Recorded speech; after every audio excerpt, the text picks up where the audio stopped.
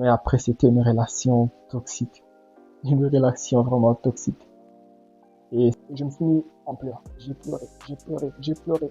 J'ai crié de toutes mes forces. Oh là là. C'était une soirée limite orgie. Limite orgie parce que quand je suis entré dans cette pièce, c'était comme dans un club échangiste. Je vais juste disparaître. Et c'est là que cette pensée suicidaire est venue en moi. Bonjour, bonsoir. Ça dépend de l'heure à laquelle vous allez regarder cette vidéo. Je m'appelle Fabien Tomba et ce que je vais raconter est mon témoignage, mon histoire avec Jésus. Alors on écoute, on ne juge pas. Pour moi, tout a commencé à l'âge de 9 ans. À l'âge de 9 ans, j'ai été victime d'un abus sexuel.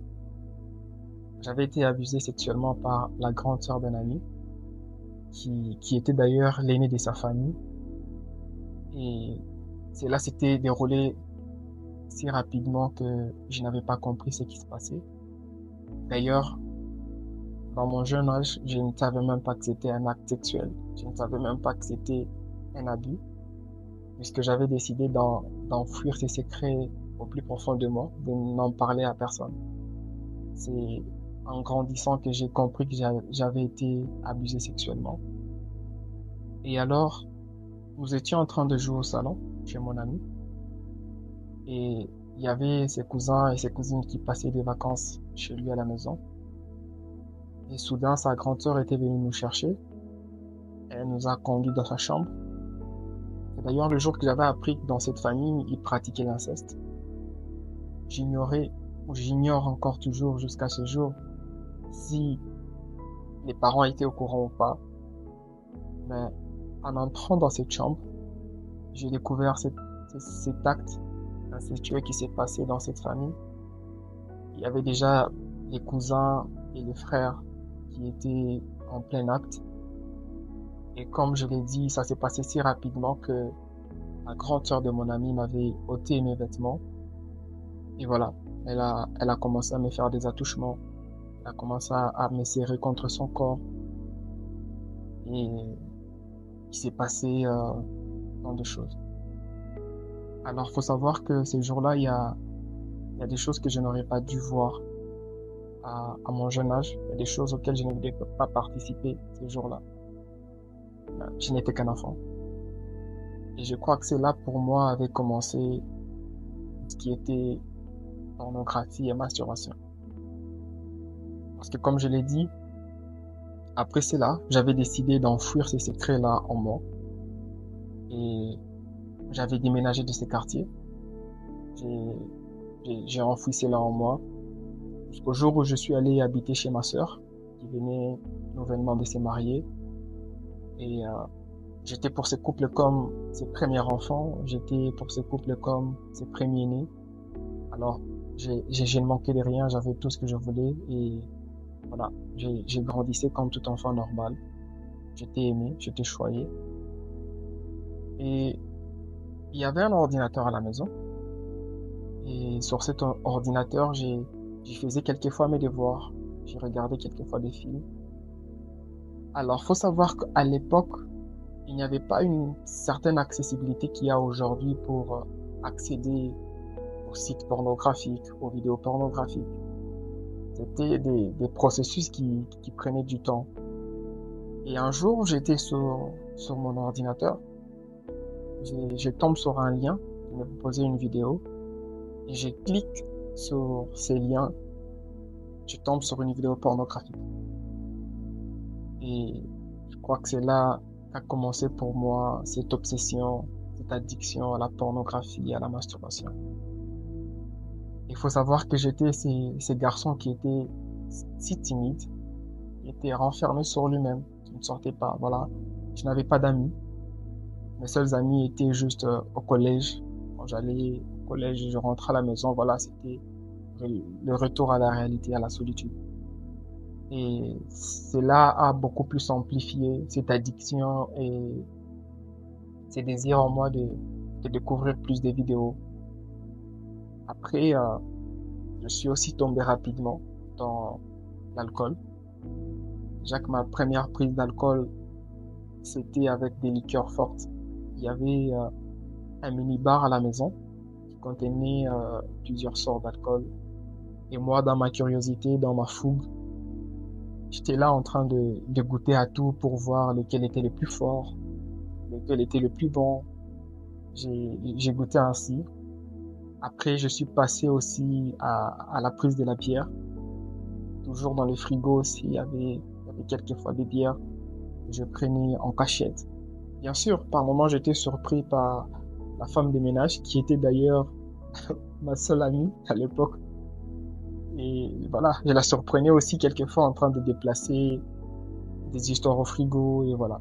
C'était comme un marché. Je te vois, tu prends, bah tu dis rien. Tu me vois aussi, je prends, bah tu dis rien. Sans le savoir, j'étais en train de me forger un caractère et de m'enfoncer dans quelque chose dont je n'avais pas conscience. Et voilà, donc j'étais là en train de découvrir ces vidéos. J'étais là en train de découvrir certaines pratiques que je ne devais pas découvrir à mon jeune âge. Et mon corps de jeune était en train de réagir face à ça. Si rapidement, je me suis lancé dans cette pratique qui à la base était juste une découverte qui est devenue une obsession et une addiction.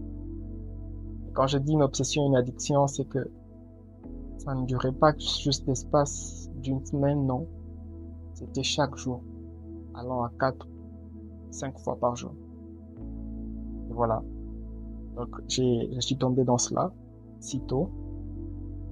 Et j'étais ce genre de garçon qui ne sortait pas, qui n'avait pas d'amis. Et je m'ennuyais souvent. Souvent, je m'ennuyais. J'étais seul. Jusqu'au jour où je me suis dit, bah tiens, je vais me payer un vélo, histoire de fréquenter un peu le quartier, de découvrir le quartier dans lequel j'habite, parce que voilà, je n'avais pas d'amis. Et voilà, j'obtiens ces vélos. Un jour, j'étais en train de rôder dans le quartier, j'étais en train de faire quelques tours dans le quartier, et je fais la connaissance d'un ami. J'ai dit un ami parce que voilà, c'était un garçon que j'avais rencontré qui est devenu mon meilleur ami par la suite. Et voilà, il avait une certaine avancée sur certaines choses par rapport à moi. Il était énergétique, il sortait souvent et nous sommes devenus si proches au point où voilà.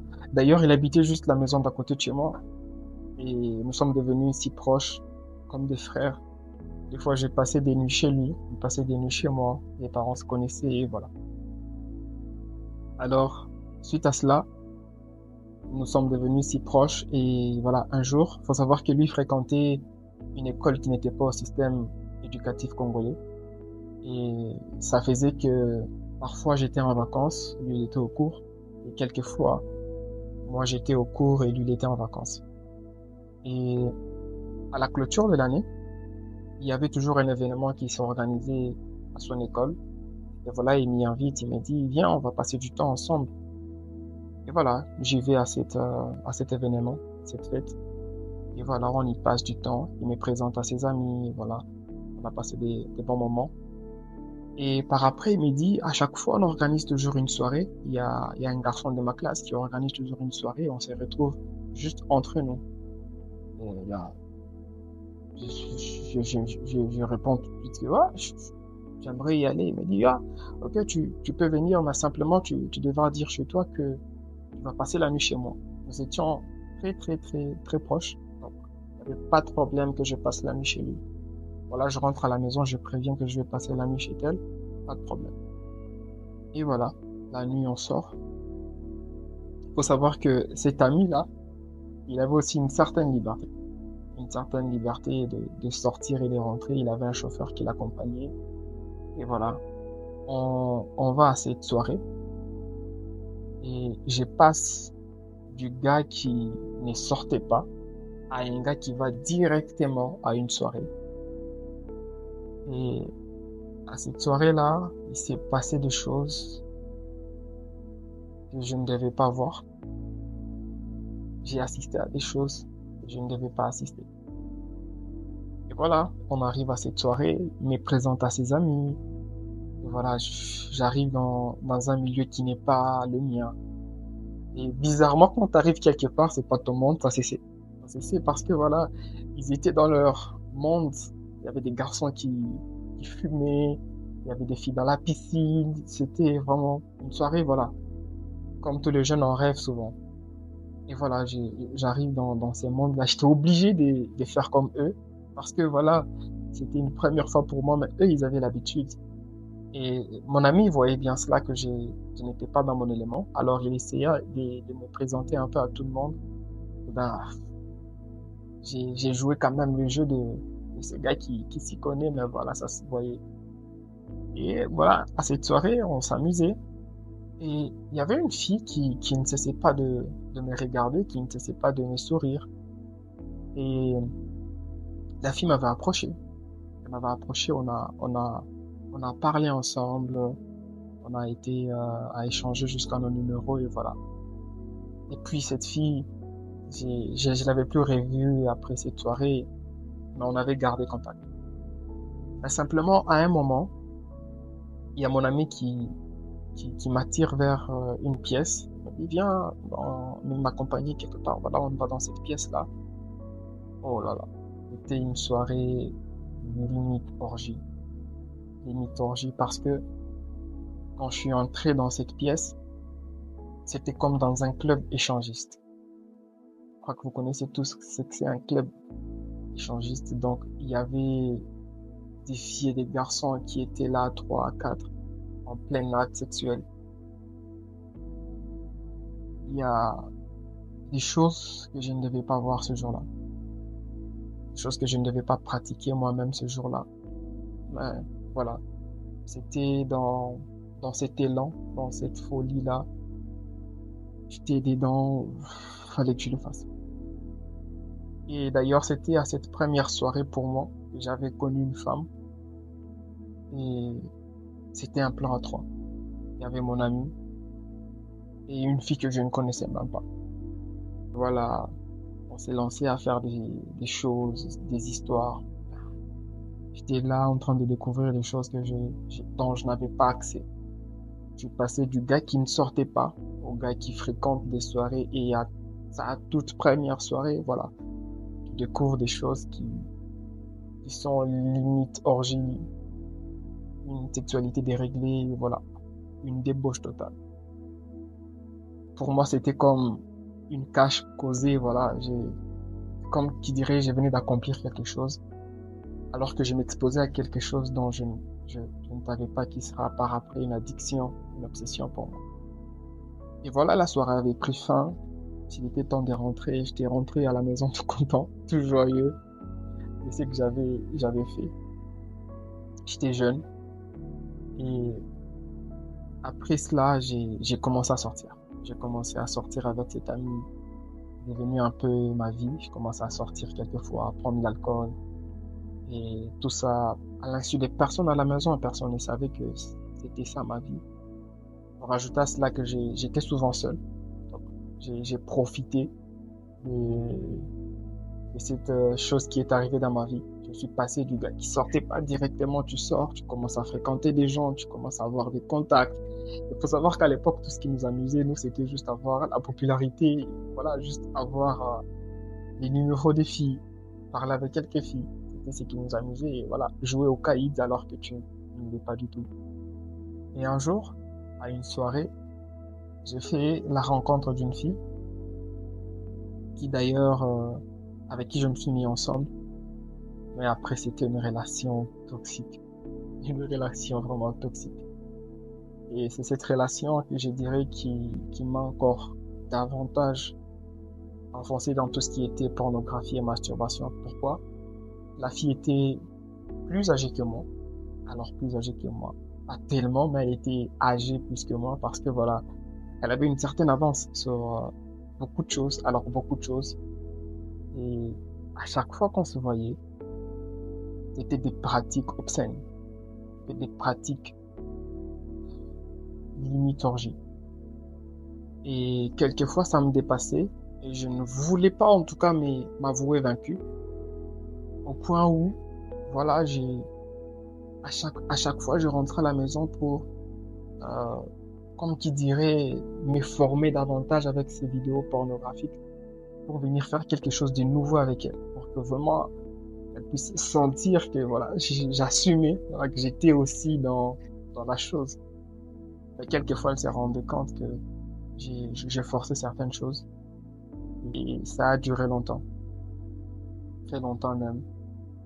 Et jusqu'au jour où on a décidé ensemble, voilà, d'arrêter, de mettre fin à cette relation. Ben, après, on avait le même entourage, les mêmes amis, ce qui faisait qu'encore on se voyait à d'autres endroits, à des soirées. Voilà, on passait toujours à l'acte. Il faut savoir que voilà, j'ai entretenu d'autres relations, mais à chaque fois qu'on se voit avec la fille, c'est comme quelque chose qui nous liait au fait. On est lié à ça. Et on le faisait tellement, tellement, tellement. Et à chaque fois que je le faisais, je sentais comme quelque chose en moi qui disparaissait davantage. Et un beau jour, bon, voilà, je n'avais plus de nouvelles de la fille. J'avais appris par après, voilà, qu'elle avait quitté le pays pour aller continuer ses études ailleurs. Et moi, je me suis lancé dans cette vie-là. Je me suis façonné une vie. Mais quelquefois, j'étais souvent triste parce que je n'avais pas de paix, je n'avais pas de joie. Je me suis lancé aussi dans cette vie-là, toujours avec mon ami. On organisait aussi des soirées. C'est-à-dire que voilà, on était là en train de planifier aussi, au point où je suis devenu comme une mascotte pour certaines soirées. Quand je n'étais pas là, voilà, on me demandait, il est où, où est-ce qu'il vient, il viendra pas. Voilà, c'est devenu ma vie. Et tout ça, j'ai commencé à fréquenter des filles, j'ai commencé à fréquenter des gens qui n'étaient pas vraiment bien pour moi. Parce que voilà, j'ai joué à la personne que je n'étais pas. Je voulais montrer à ces mondes-là aussi que voilà, j'y étais, j'y suis parce que je suis passé de ces timides à ces garçons qui est rempli d'énergie, rempli de fougue, rempli vraiment de folie d'ambiance.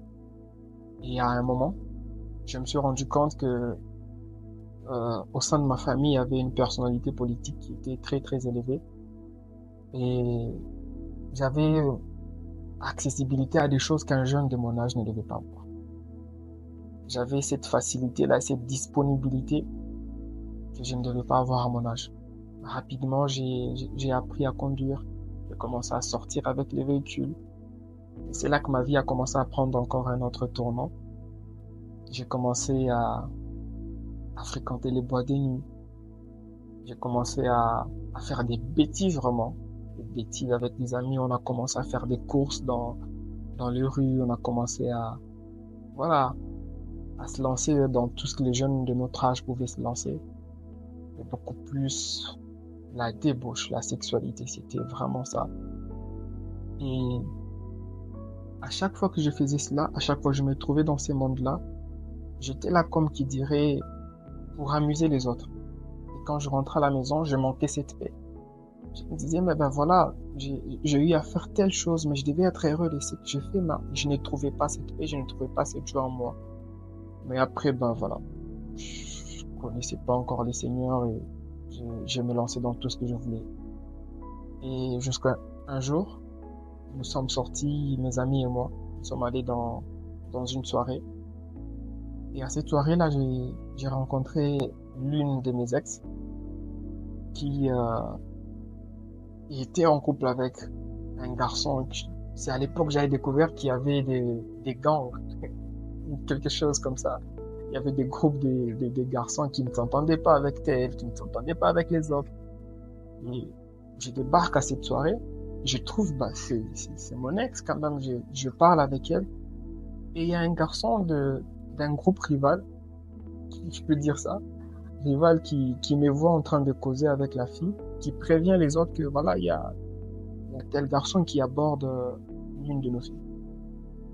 Et moi, sans le savoir, mes amis se font attaquer à l'extérieur, jusqu'au point où ils se sont bagarrés et je ne sais pas qui avait lancé une brique à ma pare-brise arrière, qui était cassée. Et moi, je finis de parler avec la fille, voilà. J'essaie de chercher les autres où ils sont, et quelqu'un me dit, non, toi, t'es là, ici, et tes amis sont en train de te bagarrer à l'extérieur. Je sors à l'extérieur, trouve que les autres sont déjà partis, il y a les autres qui sont ensanglantés et tout. Ah ben, on décide de reporter l'affaire. Je rentre à la maison sans m'apercevoir que ma pare-brise était cassée. Et c'est au petit matin qu'on me fait la remarque, on me fait asseoir pour savoir comment la pare-brise s'est cassée. Ben, moi j'ignorais, et voilà, j'ai dit juste, sûrement c'est quelqu'un qui a lancé une pierre dans la parcelle. Il n'y a pas d'éclaboussure à l'extérieur. Et voilà, on m'est ravi les clés du véhicule. C'est là que j'ai développé davantage la vie nocturne. J'ai commencé à sortir tard dans la nuit, en complicité avec les agents de sécurité. Voilà, il fallait que je monnaie. Il faut savoir qu'à l'époque, j'ai traîné avec pas mal d'argent de poche sur moi. Alors j'ai monnayé tout ça, toutes mes sorties, j'étais couvert. Et j'ai commencé à développer cette habitude-là, à sortir tard la nuit. Et ça avait amplifié en moi cette solitude. Cette solitude. Pourquoi? Parce que fallait attendre quelquefois vraiment tard dans la nuit pour sortir. Et tout ce temps, tu l'es passé en train de réfléchir, à te poser des questions. Et il y avait un coin souvent, on y allait, mes amis et moi. J'étais au bord d'un lac. Et on aimait souvent passer du temps là-bas. Parce que voilà, on s'y plaisait. Et c'est là où j'avais vraiment développé ces pensées suicidaires parce que plus je m'y rendais, souvent seul, plus j'avais des pensées à me poser des questions, à savoir pourquoi je manque toujours cette joie, pourquoi je manque toujours cette paix. Et voilà. Un jour, on sort encore avec des amis, on va dans une boîte et on rencontre un groupe de garçons avec qui on s'entendait pas, mais avec des filles avec lesquelles on s'entendait.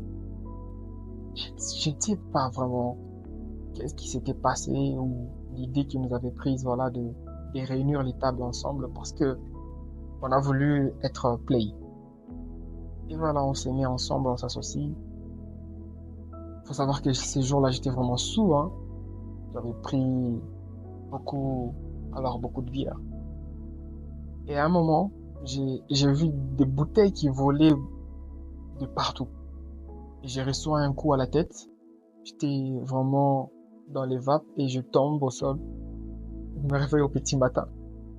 Et c'est au petit matin que l'agent de sécurité, avec qui on s'entendait d'ailleurs souvent parce que, voilà, j'étais souvent très astucieux. Je lui remettais souvent les clés de mon véhicule. Et je me retrouve sans rien, sans téléphone, sans portefeuille, sans vêtements. Je me retrouve juste dans leur guérite allongée. Je me réveille et il me dit, t'as, t'as failli y passer. Je dis, j'ai failli y passer comment? Non, il y a les autres qui se sont battus, on a amené d'autres urgences. Et voilà, certains se sont fait arrêter. Je dis, arrêter?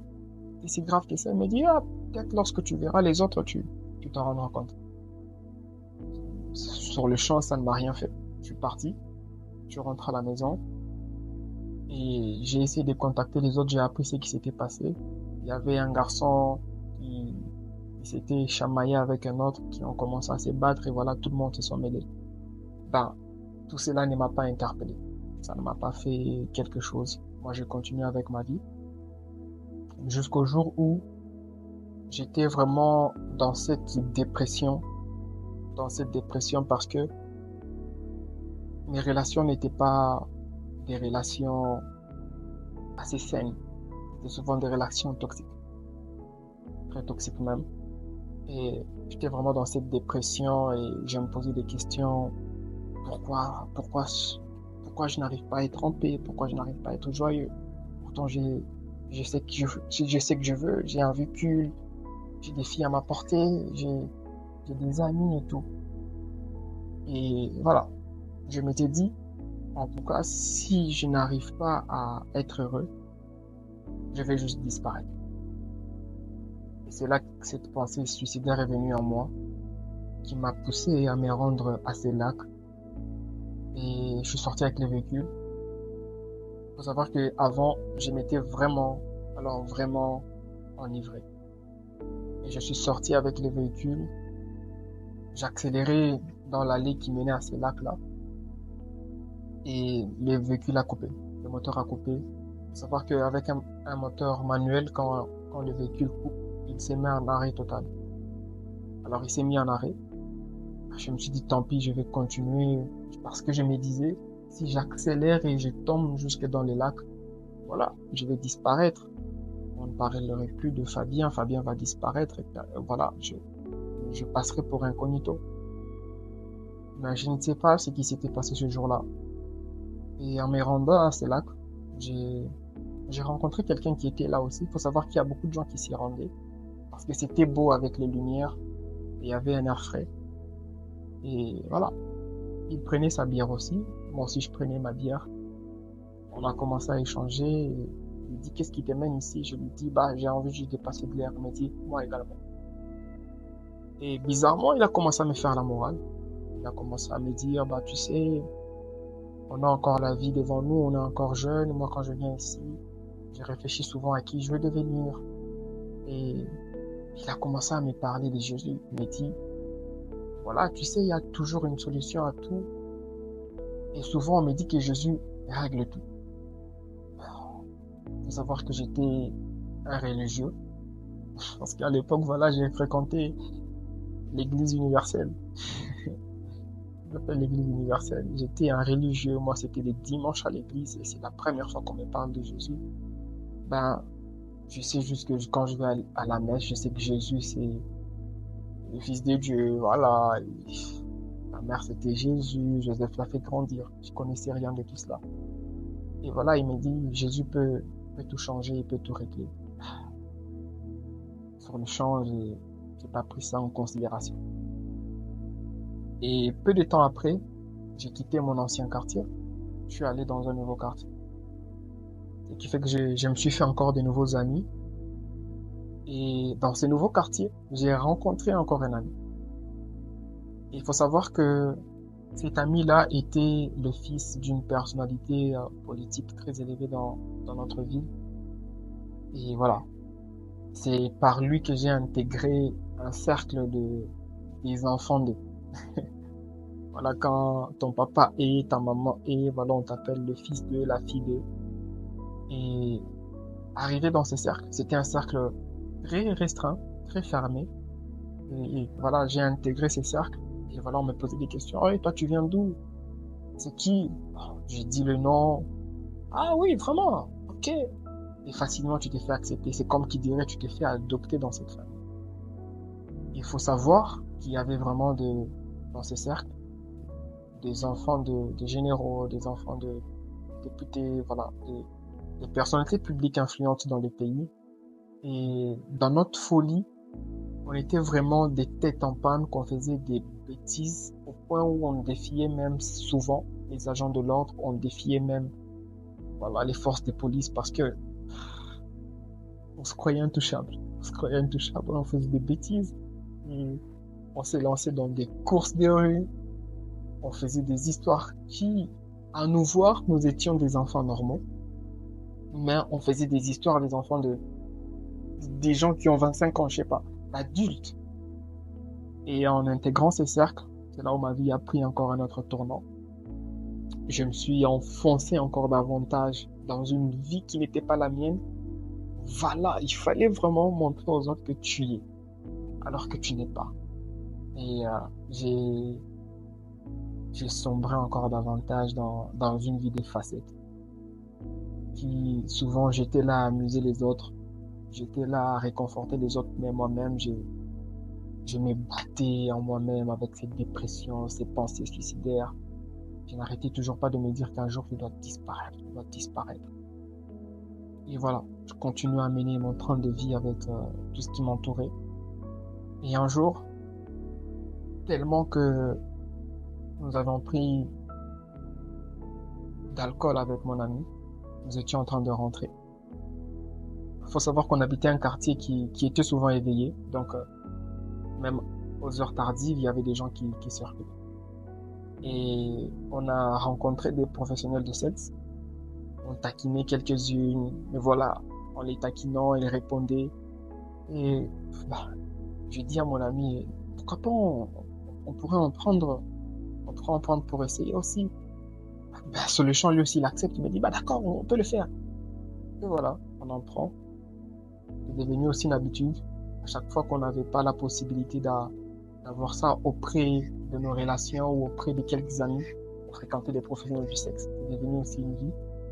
Jusqu'au point où j'ai senti toujours cette chose en moi qui mourait à chaque fois, comme cette pureté, cette personne en moi qui mourait.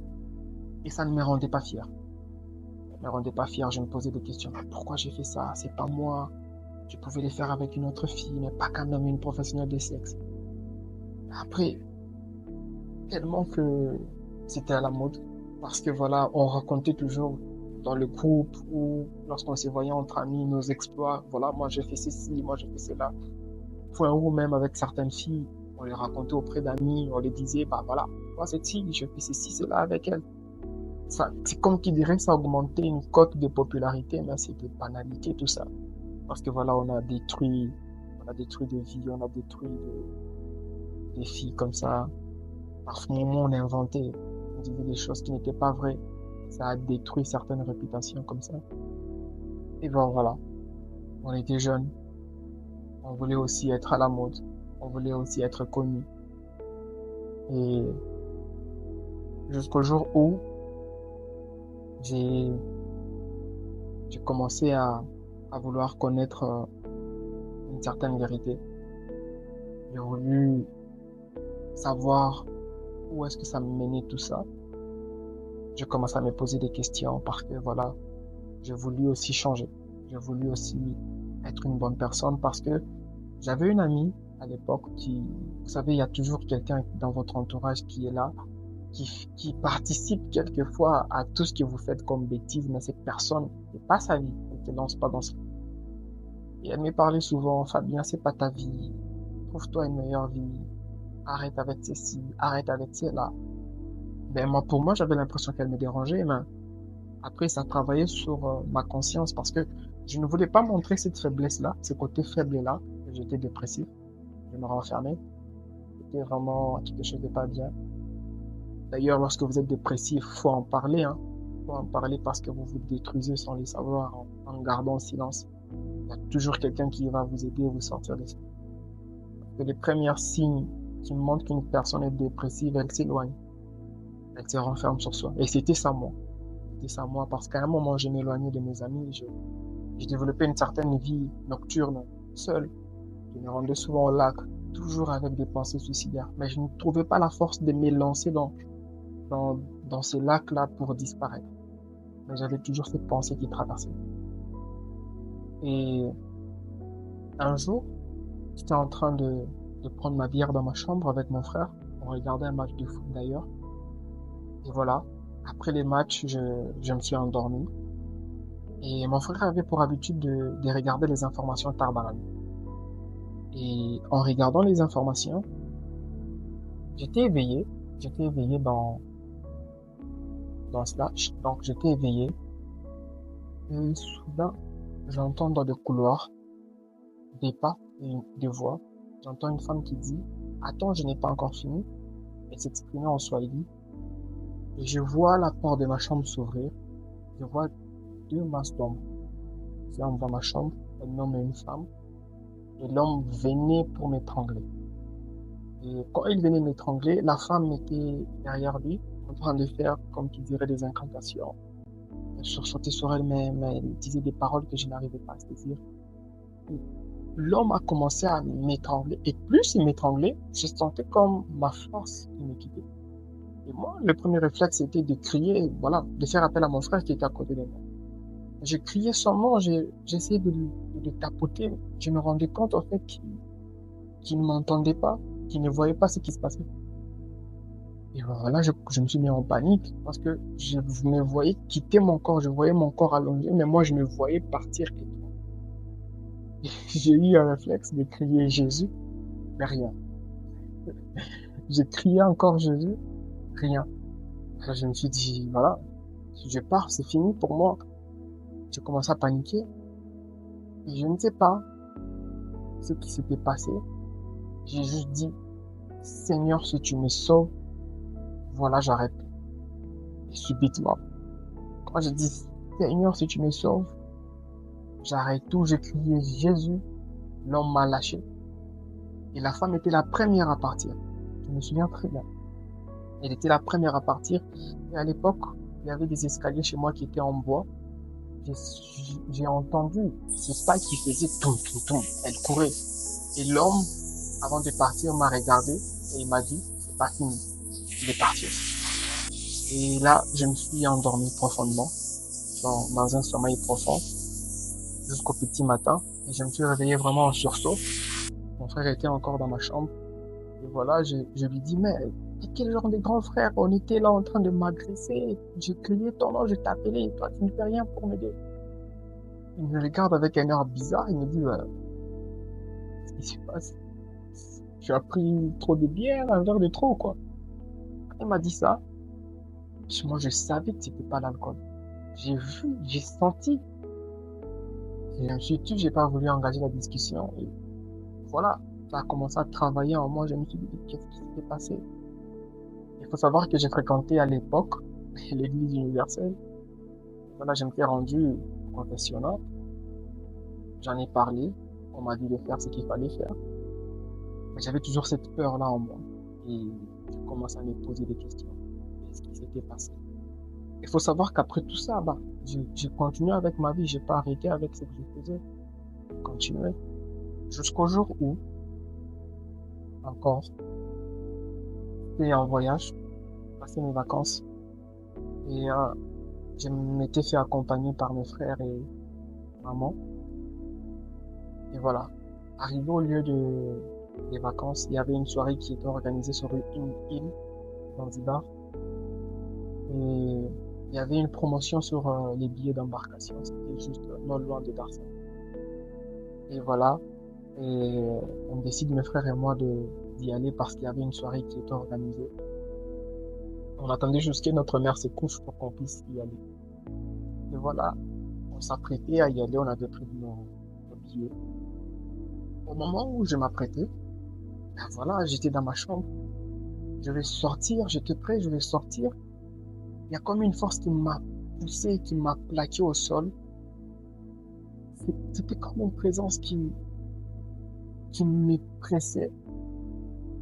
Et sa colère et en même temps son amour étaient en train de me pousser à confesser tous mes péchés. Cette présence-là me disait en même temps je t'aime. Et en même temps cette présence-là était en train de me punir de quelque chose dont j'ignorais. Parce que j'ai senti que mon cœur était écrasé. Je n'arrivais pas à me relever. Je me suis mis en j'ai pleuré. Je criais de toutes mes forces. Et bizarrement, c'est que personne n'entendait mes pleurs. Personne n'entendait mes pleurs. Je me suis mis en train de pleurer, en agonie, j'ai sangloté. Je crois que même, j'avais confessé même des choses que je n'avais pas fait. Ben voilà, j'ai toute ma vie défilé devant moi.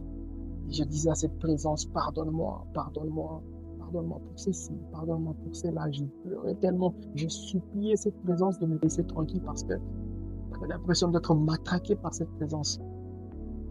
Et quand cette présence m'a, quand elle m'a lâché, mes frères étaient partis, bizarrement. Je n'ai même pas eu la force de sortir pour voir s'ils étaient là ou pas. Ah, je m'étais mis juste sur mon lit. Je me posais des questions, qu'est-ce qui s'est passé? Je me suis endormi. Et c'était les pires vacances de ma vie. C'était les pires vacances de ma vie. Pourquoi? Parce que à l'époque, j'ignorais que c'était le Christ qui était venu vers moi. Je sentais cette présence-là chaque fois que je sortais pour m'amuser. Cette présence était toujours là, comme qui disait, me disait, ne fais pas ça, ne fais pas ça. Et maman avait remarqué cela, bah, moi j'avais essayé de dissimuler ça du mieux que je pouvais. Je me posais des questions. Tu t'amuses pas ici? T'es pas bien ici? Non, ça va, je m'amuse. Peut-être t'en profites pas. Mes frères étaient à fond, ils en profitaient, je le voyais. Je voulais faire comme eux, mais j'y arrivais pas parce que cette présence-là me disait, ne le fais pas. Et après, voilà, j'en avais marre de tout ça. Après, les vacances sont finies, je suis rentré au pays et, et changé d'une part. D'un côté, j'étais vraiment changé. J'avais peur de fréquenter certains endroits. C'est là qu'a commencé ma quête de connaître qui était ce Jésus, qui était ce Christ. Il faut savoir que quand je lui avais dit la première fois que Seigneur, si tu me sauves, j'arrête tout. Il, il avait pris en compte, hein. Il ne voulait pas me lâcher. Et voilà, je suis rentré au pays. rapidement, sans que quelqu'un me dise qu'il faut lire la Bible, je me suis cherché une Bible. Et quand je lisais la Bible, j'ouvrais toujours, c'était des passages qui me parlaient directement. Des passages qui parlaient sur des choses que je faisais. Il est interdit de combattre une femme, de Christ qui parle. En vérité, je vous l'ai dit, si quelqu'un jette un regard sur une femme, en vérité, il a commis l'adultère avec elle. C'est quoi ça? Ne vous enivrez pas de vin, c'est de la débauche. C'est quel livre qui n'est qu'écrit pour punir les autres, voilà, pour te faire comprendre que ce que tu fais est mal. Après, j'étais tombé sur un passage qui disait, je t'ai choisi de descendre de ta mère, je t'ai connaissé. Je pense dans Jérémie. J'avais vraiment interpellé ma conscience. J'avais fermé la Bible, je m'étais dit, là, vraiment, ça tape sur ma conscience. J'ai mis ça de côté. Et voilà, je m'étais déjà engagé dans cette vie, sans le savoir. J'ai voulu continuer avec ma vie, mais cette présence m'a pas. Il faut savoir que ma première vision que j'avais faite dans ma chambre, la personne qui m'étranglait m'avait promis qu'elle revenait un jour. Et elle est revenue. Voilà, j'étais dans ma chambre, je dormais. Et je sais pas si j'étais éveillé, si c'était une vision, je ne sais pas. Ma chambre était à l'étage et ça donnait sur un balcon. Le balcon donnait aussi sur l'avenue principale. J'ai vu une foule, alors une très très grande foule, des gens qui venaient criant mon nom. Et j'ai distingué au milieu de cette foule, c'est pas, mais cet homme qui venait crier mon nom, on t'aura. Et voilà, je m'étais réveillé en sursaut. J'ai commencé à refuser, non, vous n'allez pas m'avoir. Ça, je ne savais pas que j'étais en train de mener une guerre spirituelle. Et à chaque fois, vous allez toujours, après ça, en parler dans mon église universelle. Et on me disait, voilà, c'est là, ça marche. Et voilà, j'ai commencé à beaucoup plus déprimer parce que j'entendais à chaque fois des voix, j'entendais à chaque fois des présences qui étaient dans ma chambre, qui m'oppressaient. Et je n'arrivais toujours pas à en parler. J'étais timide. Je n'arrivais toujours pas à en parler à ma famille, mais j'en parlais à chaque fois que j'allais au confessionnal. Et j'étais dans une relation qui ne marchait pas. Et la fille avait décidé de mettre fin à cette relation. Chose qui m'avait encore enfoncé dans une certaine dépression. Et je m'étais promis, je m'étais juré, en tout cas, que la prochaine relation, en tout cas, elle va souffrir, hein. Je m'étais dit ça et voilà, je suis tombé dans cela. Alors que aucun de mes plans de ce que j'avais prévu n'avait réussi. Je suis tombé sur une fille qui connaissait le Seigneur. Qui connaissait le Seigneur, qui d'ailleurs m'a permis de venir au Seigneur aussi. Et j'ai béni Dieu pour cela. Et voilà, j'ai rencontré cette fille. C'était une fille qui avait déjà une certaine relation avec le Seigneur. Et mes amis les voyaient bien. Et mes amis m'ont dit quelque chose qui m'avait étonné. Ils me disent que voilà, si tu abuses de la fille ou si tu fais quelque chose de mal, tu auras affaire à nous, là. De quel droit? Et voilà, un jour, faut savoir que j'étais trop textuel sur les statuts, j'écrivais trop des pensées mélancoliques, des situations mélancoliques. Quand tu me lisais, tu sentais que le gars, il a une haine, en fait. Il a une haine. Et un jour, la fille me dit, bah, tu sais, avec toutes tes pensées que tu écris souvent, tu t'aimes à lire la Bible, tu vas beaucoup parler de Jésus aux autres. J'ai vu parler de Jésus aux autres. Moi, vous savez, j'étais religieux, mes frères. J'étais religieux. Moi, c'était dimanche à l'église, et voilà. Elle me disait retour à la vie, retour à l'ancienneté, et voilà, elle me parle de Jésus, je me dis, Jésus. Il faut savoir que la fille m'invitait souvent là où elle me prie. Et moi, je me disais, j'ai une église, à quoi bon venir là-haut? J'étais tellement religieux, rempli d'orgueil, et je croyais que je me suffisais alors que, voilà. J'avais besoin de me faire aider. Et la fille insistait, elle insistait. Jusqu'au jour où je me suis dit, bah tiens, voilà, je vais y aller. Erreur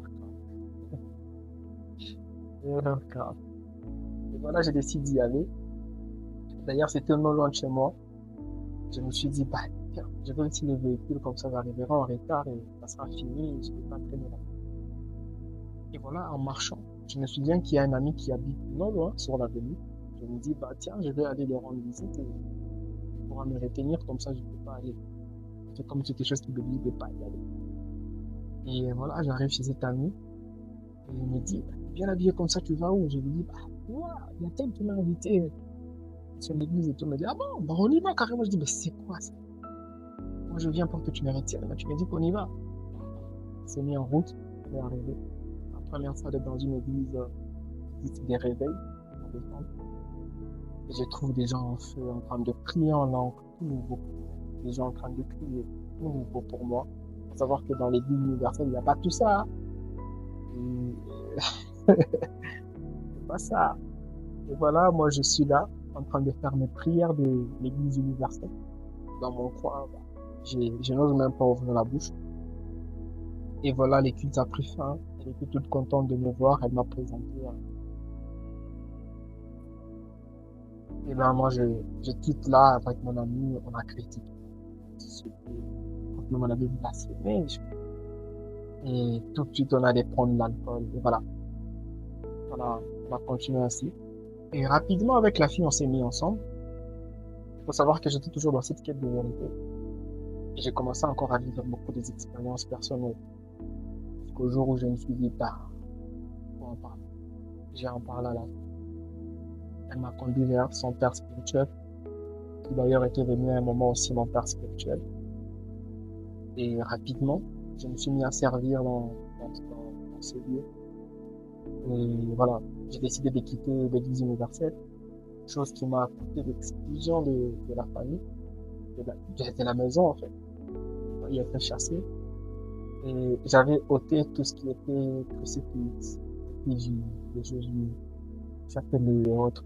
J'avais retiré tout ça et je savais pas quoi en faire. J'avais caché ça au salon, dans des armoires. Et voilà, un jour, ma soeur me tombe dessus, me présente aux parents et voilà, ça a été un problème grave. Et on me posait souvent la question, pourquoi tu veux quitter? Pourquoi? Et moi, je ne savais pas parce que je ne pouvais pas raconter, je ne pouvais pas dire que voilà, j'ai vu des expériences, j'ai vu des choses. Je ne pouvais pas comprendre. Et voilà, dans mon orgueil aussi, on me dit, si c'est comme ça, tu ne vas pas vivre sur notre toit. Bon, moi aussi, je me dis, oui, alors c'est comme ça, je quitte. Voilà, j'ai été calmé par ma mère. Et j'ai continué ainsi dans ma voie, dans ma quête. J'ai commencé à petit, abandonner certaines choses. Il y a des choses qui m'ont quitté directement, comme l'alcool. Je me suis retiré de quelques amis, de quelques tentations. J'ai commencé à arrêter certaines choses, mais il y avait toujours ces choses-là avec la dépression, la masturbation, la pornographie qui restait. Quelquefois, j'étais rétrograde. Et jusqu'au jour où un autre tournant est venu dans ma vie. Déjà, avec cette fille, c'était fini. Je découvre par la suite que là où j'étais, ce n'était pas un lieu où était servi de véritable esprit. Voilà. J'ai connu encore un abus de confiance. J'ai découvert plein de choses. C'était pas une église, c'était pas une église. C'était des, soi-disant ministère. Et voilà, j'ai découvert plein de choses sur ça. J'ai pas voulu poser des questions parce que voilà, avant tout ça, faut savoir que durant les confinements, le Seigneur m'avait visité. Je ne savais pas. J'étais là en train de prier. Je n'avais toujours pas d'église d'attache. J'étais là en train de prier, non pas pour une église, mais j'avais vu sur le sol écrit ICC Église. Il faut savoir que durant les confinements, on avait tous peur. On se disait peut-être la fin du monde. J'étais ces nouveaux convertis, voilà. J'avais peur. Mais si le Christ rentre aujourd'hui, où est-ce qu'il irait? Et voilà, j'avais fait des recherches sur l'église ici. Il n'y avait pas encore d'église locale ici à Lubumbashi, ni à Kinshasa d'ailleurs. Et je vais sur Internet, je tombe sur des vidéos de l'église et pour des pasteurs visionnaires, apôtres Ivan, dont je ne connaissais pas. Et je me suis dit, sûrement le Seigneur veut que je puisse suivre le message de son serviteur durant cette chose que je n'avais pas obéi. Et un jour, j'étais en train de zapper des chaînes.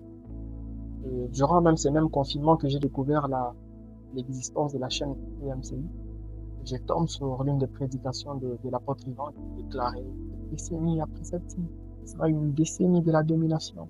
Et moi, je me dis, encore un autre pasteur qui me dit la fin du monde. J'ai zappe. Et voilà. Après, j'ai, je suis passé à autre chose. Et voilà, je continuais à mener mon train de vie. Et un jour, voilà, j'ai, comme je l'ai dit tantôt, et voilà, j'ai zappe. Et en zappant, j'ai continué à mener mon train de vie. Et comme je l'ai dit tantôt, j'avais découvert à ces lieux qu'il y avait beaucoup de choses qui s'étaient passées. Voilà, j'ai décidé de quitter. En quittant ces lieux-là, j'ai pris le temps de me renseigner si l'église était déjà implantée ici. L'église était implantée déjà ici, l'ICC, à Lubumbashi. Et voilà, j'ai pris rapidement rendez-vous. Et allez, j'ai raconté tout. Et comme qui dirait, on m'attendait depuis tous ces temps. Parce que voilà, béni soit Dieu pour mon église locale, une famille qu'il m'a donnée. Alors je me suis fait aider. Je me suis fait aider. Et c'est là que beaucoup de choses m'ont lâché, m'ont quitté. J'ai suivi toutes les formations 001, 101, 201. Et voilà, c'était à chaque fois des transformations. Il y a eu des camps de réveil, il y a plein de choses qui se sont passées. Le Seigneur m'a vraiment libéré des chaînes qui m'avaient tenu, des pensées suicidaires que j'avais, des addictions que j'avais. Voilà, tout est parti. Tout est parti et jusqu'au point où le Seigneur m'a poussé. Aujourd'hui, si je suis là, je te parle de cette vidéo, je te parle de ma vie, c'est pas pour faire le gars qui a vécu plein d'expériences avec le Seigneur ou qui a fait plein de choses. Non. C'est juste pour parler à quelqu'un qui traverse les périodes que moi j'ai traversées, qui traverse peut-être des périodes dépressives, des pensées suicidaires, qui est là, voilà, à se dire de profiter de sa jeunesse. Oui, la Bible le dit, mais faut peser les actions parce que le diable vise vraiment la jeunesse. Il vise cet âge-là, cette période. Et si tu ne fais pas de bons choix, tu risques de passer de l'autre côté sans avoir reçu le Seigneur. Voilà. Alors, mon frère, ma sœur, si dans cette vidéo tu te rends compte que tu traverses une période similaire à la mienne, quelque chose qui te dérange, j'aimerais aussi t'inviter à voir cette paix. J'aimerais t'inviter à connaître cette personne qui a bouleversé, transformé et changé radicalement ma vie. Jésus le Christ. Alors, j'aimerais t'inviter à faire cette prière avec moi, hein, de répéter juste les paroles après moi. Seigneur Jésus, je t'invite dans ma vie, je te donne ma vie. Sois mon Seigneur et Sauveur. Je prie que par le sang qui a été versé à la croix de Golgotha, je sois racheté par ton sang. Je prie que ma vie t'appartienne. Seigneur, je prie que mes péchés soient ôtés par ton sang. À partir d'aujourd'hui, je t'appartiens. Je te donne ma vie. Je vis pour toi. Viens dans ma vie et aide-moi à devenir cette personne que tu veux que je devienne. Alors, mon frère, ma soeur, si tu as fait cette prière ensemble avec moi, tu vas juste suivre les directives qui seront données dans la biographie. Non pour être ton encadreur, non. Simplement pour t'aider à rencontrer davantage, à développer cette relation avec le Seigneur, à te présenter à la merveilleuse personne qui est Jésus-Christ. Et puisqu'elle est entrée dans ta vie, tu peux célébrer, tu peux sauter de joie parce que tu es libre à présent. Et voilà, je crois qu'on va se revoir bientôt pour de nouvelles vidéos inspirantes, pour de nouvelles vidéos qui vont nous pousser, nous challenger dans notre foi. Parce que voilà, on a décidé de créer une chaîne podcast pour booster notre foi, nous édifier ensemble. Alors je vous dis pas au revoir, je vous dis à très bientôt. Soyez toujours dans la communion fraternelle, car Jésus revient bientôt. Je vous aime, la crise vous aime plus que moi. À très bientôt la famille.